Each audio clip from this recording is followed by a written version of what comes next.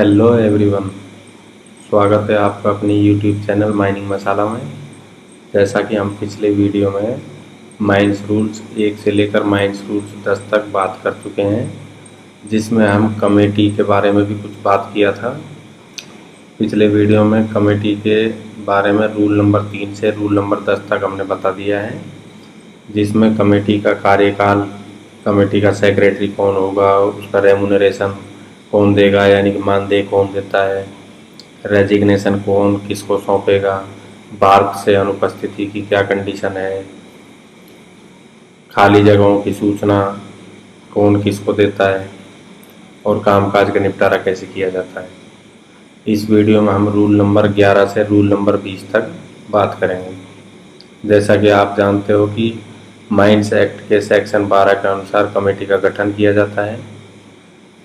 उस कमेटी के बारे में विस्तार पूर्वक अध्ययन माइंस रूल्स के रूल नंबर 3 से रूल नंबर 20 तक किया जाता है। तो रूल नंबर 11, मीटिंग का समय और स्थान कौन निर्धारित करता है।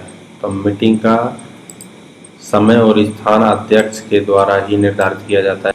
उनका मेन हेड, जो कमेटी का मेन हेड होगा, चेयरमैन होगा, वो अध्यक्ष ही होता है। इसलिए उसका समय, कमेटी की जो मीटिंग है उसका समय और स्थान अध्यक्ष द्वारा ही नियत किया जाता है। रूल नंबर 12,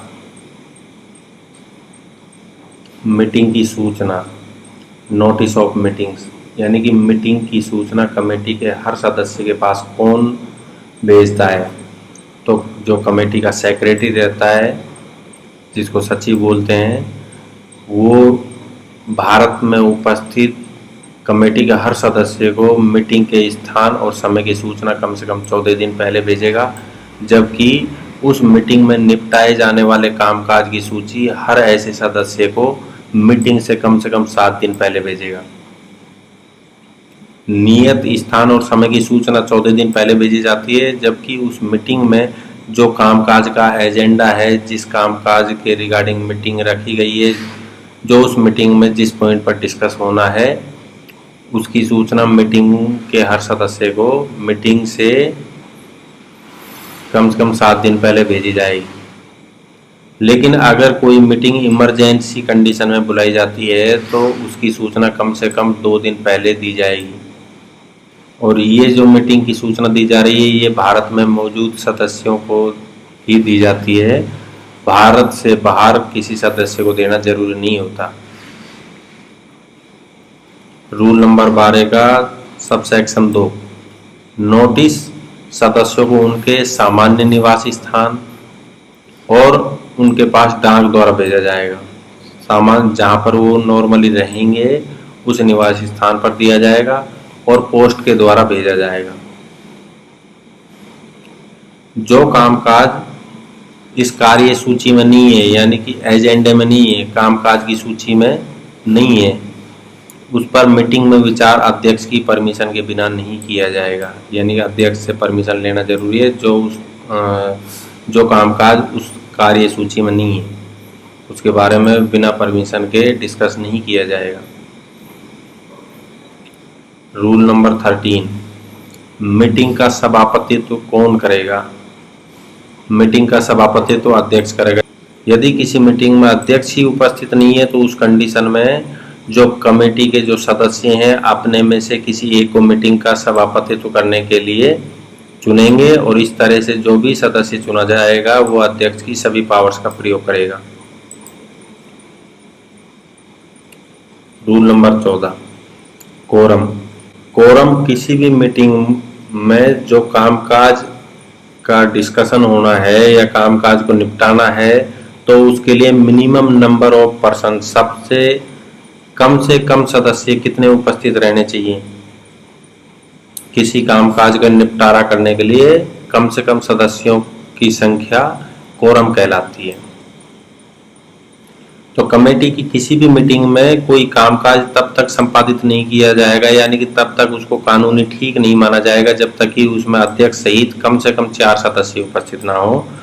वो कोरम कहलाएगा। लेकिन किसी भी मीटिंग में यदि 4 से कम सदस्य उपस्थित हैं तो अध्यक्ष मीटिंग को ऐसी तारीख के लिए स्थगित कर देगा, पोस्टपोन कर देगा जो कम से कम जिस दिन मीटिंग हो रही है उससे कम से कम 14 दिन बाद हो, और उपस्थित सदस्यों को जानकारी देगा और अन्य सदस्यों को सूचना देगा कि वह पोस्टपोन मीटिंग में कोरम पूरा न होने पर भी कामकाज को निपटाने का प्रस्ताव करता है। अगर कोई जरूरी कामकाज है जिसको निपटाना जरूरी है तो कोरम पूरा ना होने की कंडीशन में भी उसको निपटाने का प्रस्ताव करेगा। उसके बाद ऐसी स्थगित मीटिंग में, जो पोस्टपोन मीटिंग है, उसमें कोरम पूरा ना होने पर भी या सदस्य कम रहने पर भी कामकाज को निपटा देना कानूनी ठीक माना जाएगा। कोरम पूरा ना होने पर भी, कम सदस्य होने पर भी कामकाज को निपटा देना कानूनन ठीक माना जाएगा, वो वैलिड रहेगा। रूल नंबर 15,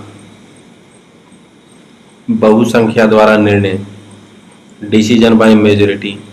यानी कि जब कोई मीटिंग की कार्यवाही अगर कागजात के परिचालन द्वारा हो रही है तो उसमें नियत समय के अंदर हर प्रश्न का निर्णय भेजने वाले की रायों के अनुसार किया जाएगा।